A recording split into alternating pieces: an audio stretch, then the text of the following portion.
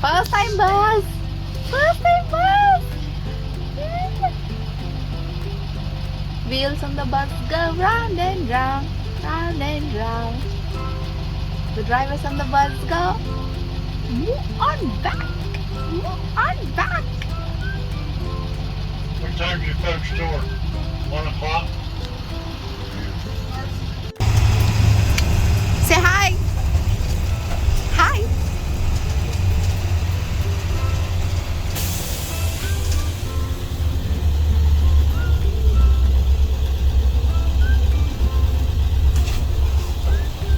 Hi.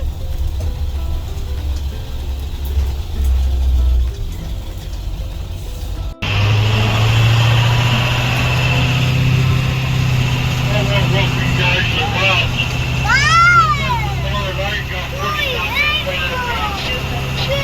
I want to go to horseback riding sometime. What? What? Gitu.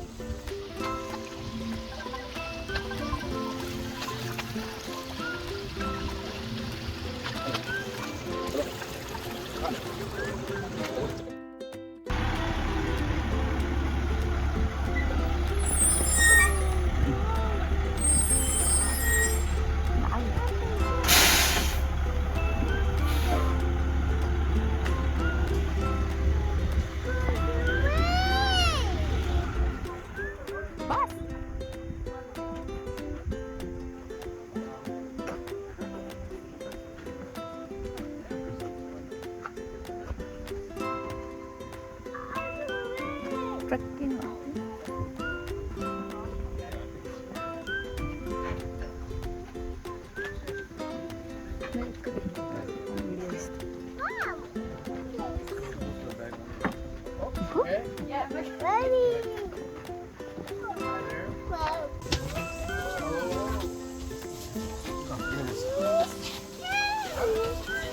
నేను ఒక window తీసుకోవచ్చు.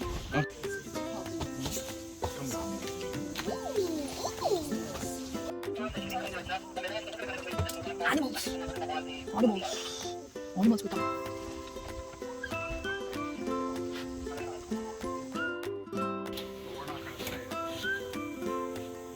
So when it's really sunny out, you get, at no extra charge, custom solar heated seats. So on a day like today, you get custom air cooled seats. And if it rains, we get custom water cooled seats.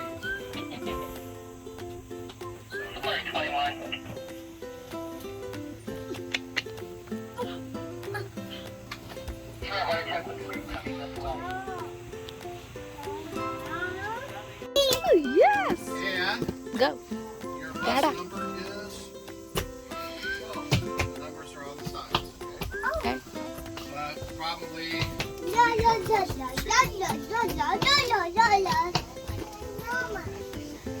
Stranger. Bus.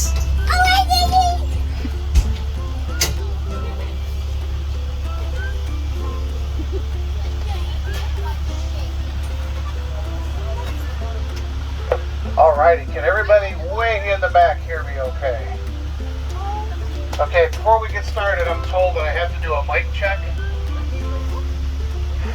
Is there anybody named Mike on the bus?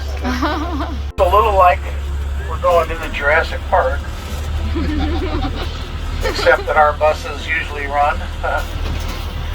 And I believe we have the Raptors and T-Rex on loan to another park this week, so we should be in good shape. We have a double fence, double gate system, and we're required to do that because we have non-native animals. And it keeps them in, and if they do get out, there's a second fence that gives animal control the opportunity to gather them up and take them back home. And it keeps the native wildlife, such as the white-tailed deer, coyotes, and others, out. On the first half of the tour, all the animals that we're going to be seeing will come from the Asian continent, which, as we all remember from geography class, takes up quite a bit of the world. And moms and dads and grandparents, I do have to give you a little word of warning. It is breeding season for some of our animals, so it is possible that we may see some nature occurring. And if that does happen, you'll have to take over because I'll be up here being way too embarrassed to talk.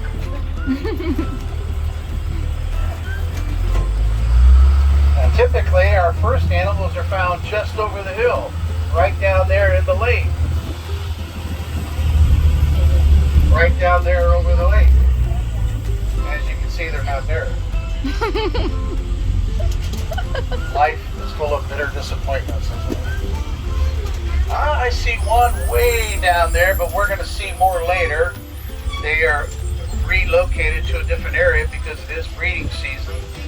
So they've broken up into smaller herds, and now they're kind of scattered all over the park where all the Asian animals are kept. So we're going to sit back and relax and enjoy. Anybody ever ridden a school bus on a rural route before? Well, we're about to give you some memories from flooding back and a free roller coaster ride. Now, for those of you sitting all the way in the back, hang on to small people, yourself, your team. And luckily, we like to joke out here that the rest of the world has 4 seasons. We only have 2, dust and mud. And thankfully, it rained a little bit the other day, so the dust isn't too bad. But if you do get a little dusty way in the back, we'll power wash you before you go home.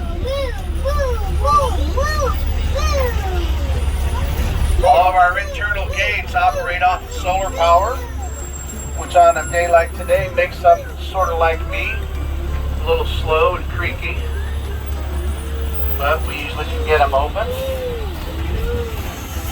And in the grasslands, you're going to be seeing a lot of different types of birds flying around. You will see bobolinks and bobos and meadowlarks and red-winged blackbirds, swifts, wrens, sparrows. You might even see a red-tailed hawk or 2 sitting on a fence post.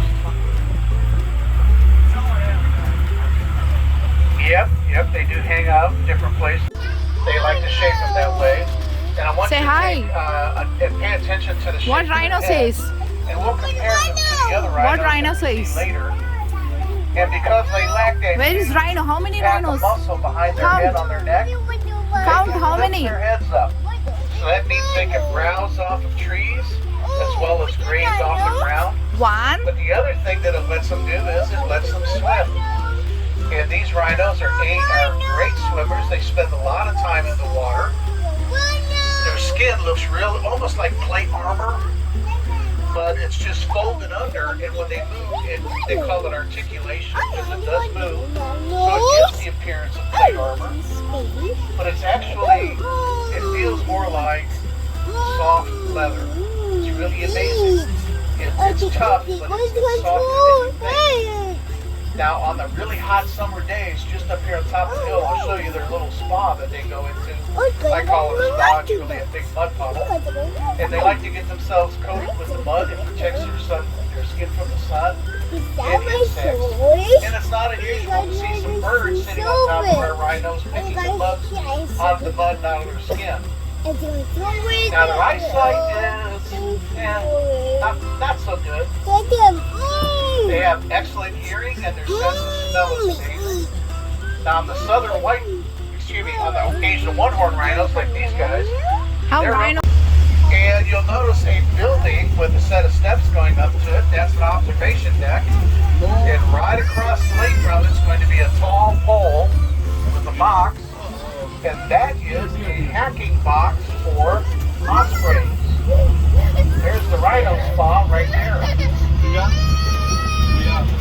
And in the past several decades, with the Fish and Wildlife and other groups, hacking towers like that have been put up all over the place, close to water sources, because they do feed on fish. And ospreys are making quite a comeback in Ohio. I've noticed nesting pairs on this one. And my way in in the morning, 2 hacking towers that I drive by, and one of those towers has a mating pair. So hopefully we will start to see some more on the ospreys out here. And they're kind of amazing because they have an opposable thumb. Excuse me, we have a yearly medical checkup and their manicures, so they should be set for a while. You might notice numbers on their rumps, Donkey. and that is for tracking purposes when they get bred. They use both natural Come and back, Barbie. artificial breeding methods, back. and they've Come been back. very successful at it. Come back. And they are one of the few animals that do have the ability to stay out all year because they are accustomed to desert temperatures. Come on. Well, you're close. They are a deer, but they're not reindeer. These Sit down. guys, these are all a bachelor group. They're all males. So it's starting to dry and fall off. So it also bleeds a little bit. It's nothing to worry about. Once that skin comes off, the antlers will be all bone. And I believe the one up here to the left and the one in the center have already lost most of their velvet. And that means that breeding season for these folks aren't too far off. But now these guys here are all a bachelor, so the rest of the herd is way over on the other side with some of the animals from Africa. So they're out of the breeding cycle this year, so they will not be bred with some of the does in the big herd. We're going to be coming up on our first stop where you'll be able to get off of the bus. And it's called Lake Trail. You're going to have a couple options if you'd like. You can get down off the bus and walk all the way down to the lake. And I believe they have some fish food. You can feed the fish. And occasionally one of our snapping turtles shows up. When you're done, you have to walk uphill, which is a quarter mile up. So if that doesn't sound like fun to you, you can go to the Budgie House, where we have the Australian budgies. Nice small animals, snakes. They eat a wide variety of things. Okay, I do need you to sit down while the bus is in motion. This is it. Hi. See you in 15, folks. Bye. She's beautiful.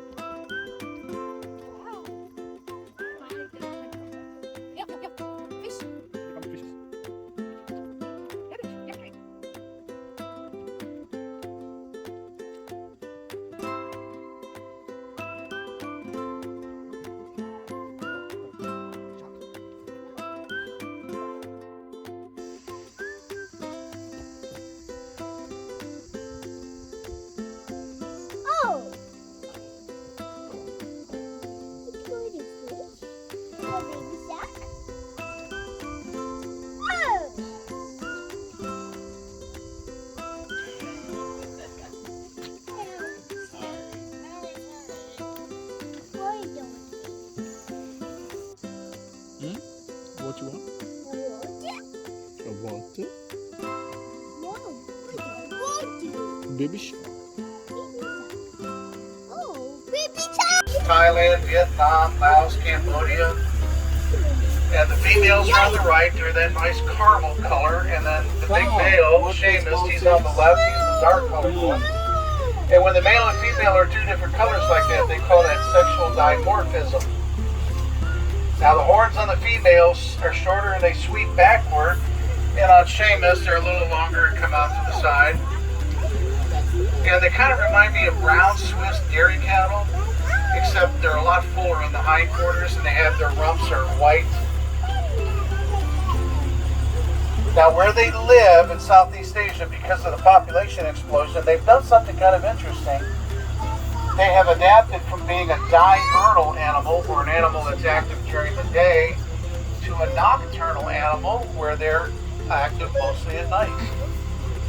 But here, since they don't have that problem, they're a diurnal person. And the rest of them aren't. The carnivores? No, they are enclosed. So they cannot get to us as long as we stay on the right side of the fence. Now imagine, if you will, you see everything around you, everything's so green.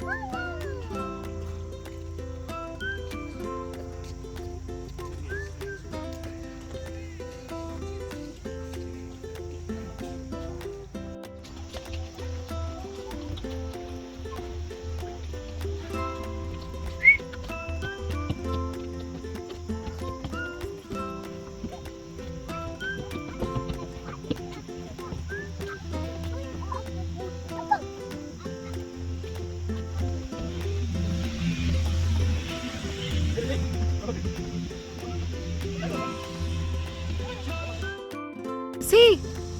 How many? Count there. 1, 2, 3. Ha. Count. Go.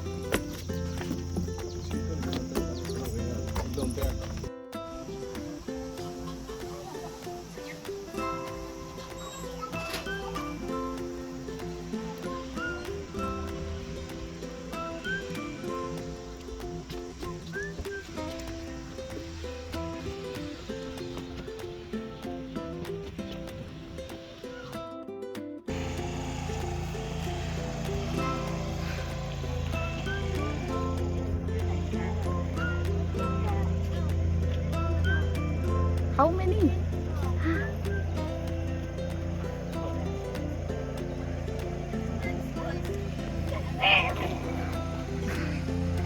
What does it say, sir? What's it say? Roar. Like Woo, that. woo, woo. Woo, woo. All right.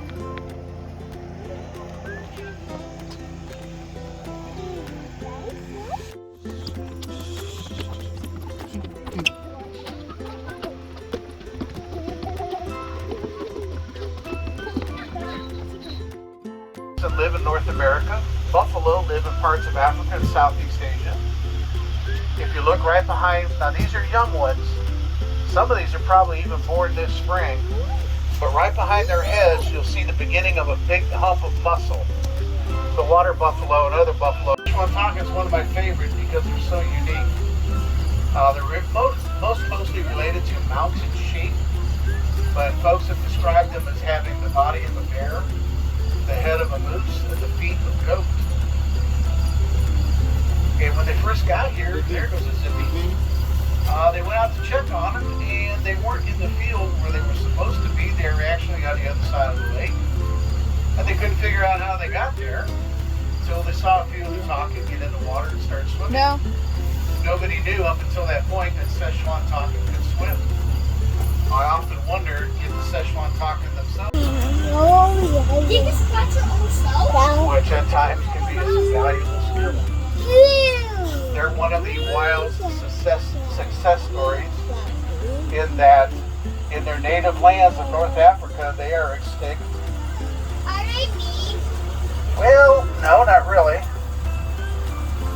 But they don't really appreciate human contact either. Come on, Gate. There we go. And they took several subjects from our herd and sent the smallest brain. Some folks classify them as a raptor because on their one toe they have a large claw that they can fight with. They have a very powerful kick. And contrary to belief, they do not bury their heads in the sand or the dirt. They lay their heads flat. Apparently, if they can't see you, you can't see them. Occasionally, they will lay eggs on it, and the others are Maasai. Now, to tell the difference, the spots on the reticulated, the outlines are very nice, clear, sharp, defined lines. And on their mouth. Now, Rahab, if he was out here, you could really grandmother, mother, and daughter. All out that view. And it's a good thing having the truck out there because now you can look at the truck and look at the rhino, and that's going to show you just how big those animals are. There's only one land animal that's bigger than a rhino. Anybody know what it is? Elephants, yes. And there's 2 types of elephants. That's right, African and Asian. And baby Szechuan Hawkins have to be one of the cutest things you'll ever see. It's just a big ball.